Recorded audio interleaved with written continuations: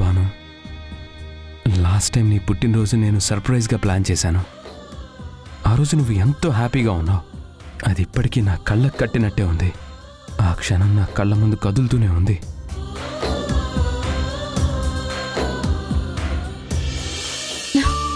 అరే, నన్ను ఎక్కడికి తీసుకెళ్తున్నారు? సర్ప్రైజ్ భాను. దానికి కళ్ళు మూసి తీసుకురావడం ఎందుకు? సర్ప్రైజ్ అంటే ఇలాగే ఉంటుంది మరి. తొందర ఎందుకు, ఇప్పుడు తెరిచి చూడు.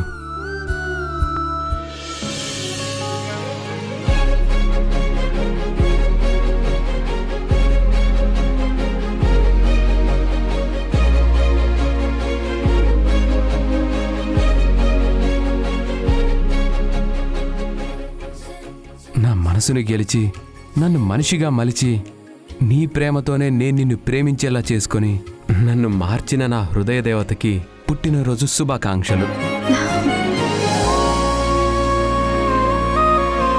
థ్యాంక్ యూ సో మచ్ అండి. ఈరోజు నా పుట్టినరోజు అన్న విషయం నేనే మర్చిపోయాను. మీకు గుర్తుందా? నువ్వే నా ప్రాణం అయినప్పుడు నా ప్రాణం ఎప్పుడు పుట్టిందో నేను తెలుసుకోలేకుండా ఎలా ఉంటాను భాను. అందుకే ఈ చిన్న సర్ప్రైజ్ ప్లాన్ చేశాను. ఎలా ఉంది? మీ మనసంత అందంగా ఉంది. మీ చిరునవ్వంత స్వచ్ఛంగా ఉంది. అవునా? సరే, కేక్ కట్ చేద్దు, ఆగు.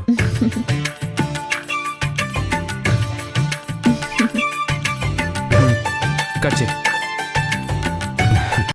Happy birthday to you, happy birthday to you. ప్రేమను పంచిన ప్రేమను, ప్రేమను పెంచిన ప్రేమను ఆశగా కోరదా ప్రతి హృదయం. ప్రేమను పొందటమో వరం, అది అంబరమంటిన సంబరం. ప్రేమలో తేలుదాం ప్రతి నిమిషం. థ్యాంక్ యూ సో మచ్ అండి. ప్రేమలో ఈలో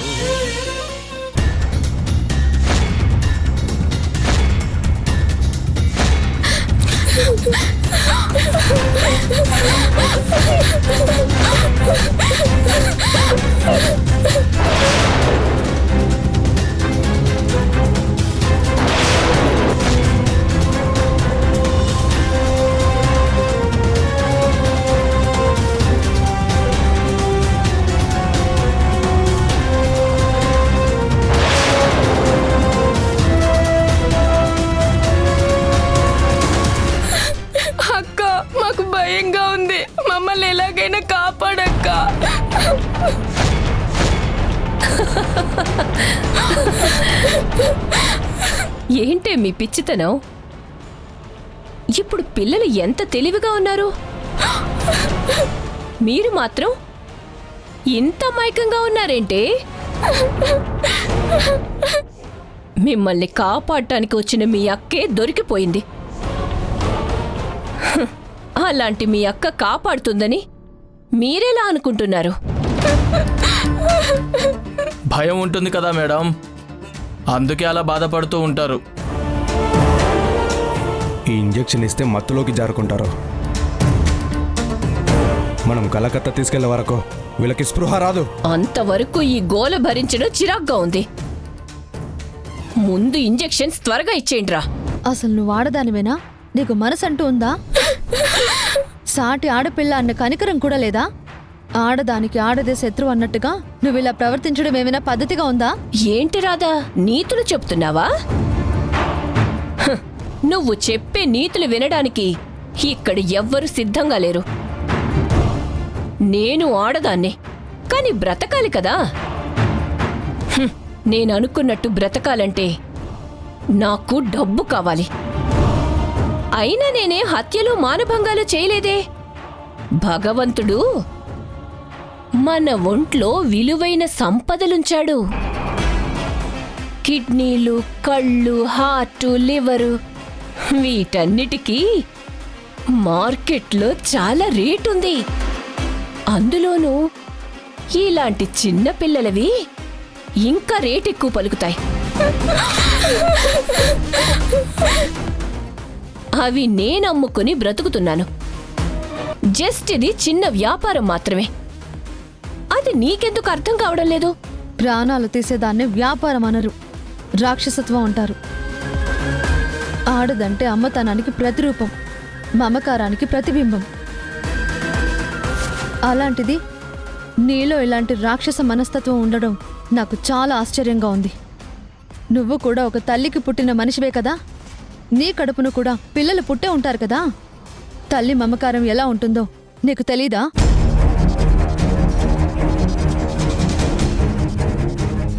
బిడ్డల భయం ఎలా ఉంటుందో కూడా నీకు తెలుసు. అలాంటిది నువ్వు ఇంకొక ఆడపిల్ల విషయంలో ఇంత రాక్షసంగా ప్రవర్తిస్తున్నావా? ఇంకొక్కసారి ఆలోచించు. చూడు రాధా, నీతో ఎప్పుడు ఇదే ప్రాబ్లం. అప్పుడు నువ్వు ఆశ్రమంలో ఉన్నప్పుడు కూడా నన్ను ఇలాగే ఇబ్బంది పెట్టావు. అనాథాశ్రమం కదా, ఎంతో మంది చందాలిచ్చిన సొమ్మే కదా. తప్పో ఒప్పో అవి నేను తీసుకెళ్తే నీకొచ్చిన నష్టమేంటి? పాల ప్యాకెట్లు నేనమ్ముకుంటే నీకొచ్చిన ఇబ్బందేంటి? అప్పుడు నువ్వు నన్ను ఇలాగే తిట్టావు. నన్ను తప్పు చేసిన దానిలాగా చూసావు. అప్పుడే నువ్వు నాకు నచ్చలేదు. కానీ ఆశ్రమం నుంచి బయటికి వెళ్ళిపోయినా నీతో పగ్గేంటి అని వదిలిపెట్టేశాను. మళ్ళీ ఇప్పుడు తిరిగొచ్చి నా వ్యాపారాన్ని దెబ్బతీద్దాం అనుకుంటే వదిలేస్తానని ఎలా అనుకున్నావు? అయినా డబ్బు విలువేంటో తెలిసిన దాన్ని. కన్నీళ్లకి కరిగిపోతే లక్షలు నా చేతికి ఎలా వస్తాయి? ఇంత పెద్ద నెట్వర్క్లో నేనొక్కదాన్నే ఉన్నానంటావా?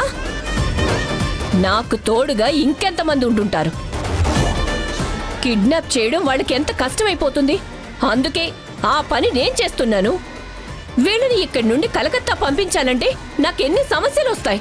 పోలీసులు ఎంక్వైరీ ఉంటుంది. తప్పు చేసిన వాళ్ళు తప్పించుకోగలరు అనుకుంటారు, కానీ తప్పించుకోలేరని తెలుసుకోలేకపోతున్నావు. ఇప్పటికైనా నీ తప్పు నువ్వు తెలుసుకుని మర్యాదగా మమ్మల్ని వదిలేయ్. లేదంటే ఏం చేస్తావు? అసలు ఏం చెయ్యగలవు? నీ చేతులు కట్టేసున్నాయి. ఇక్కడ జరిగేది ఏది నీ చేతుల్లో ఉండదు. ఎక్కువ మాట్లాడితే నీకే ప్రమాదం. అయినా కడుపుతో ఉన్నదానివి ఇంట్లో ఉండకుండా ఝాన్సీ లక్ష్మీబాయిలాగా ఎందుకొచ్చావు? వీళ్ళని కాపాడ్డానికా? అది నీ వల్ల జరుగుతుందనుకుంటున్నావా? ఇక్కడ నేను తలుచుకున్నానంటే ఏదైనా చేయగలను. ఇప్పటికే ఎంతో మంది అమ్మాయిల అవయవాలని అమ్మాను. బయటికి తెలిసిందా? నాకు నచ్చని నువ్వు నా నిజ స్వరూపాన్ని బయట పెట్టాలనుకుంటే వదిలేస్తానని ఎలా అనుకున్నావు? రేయ్, ఊరుకుంటే ఇలాగే అరుస్తూ ఉంటుంది. ఇంజెక్షన్ ఇవ్వండి.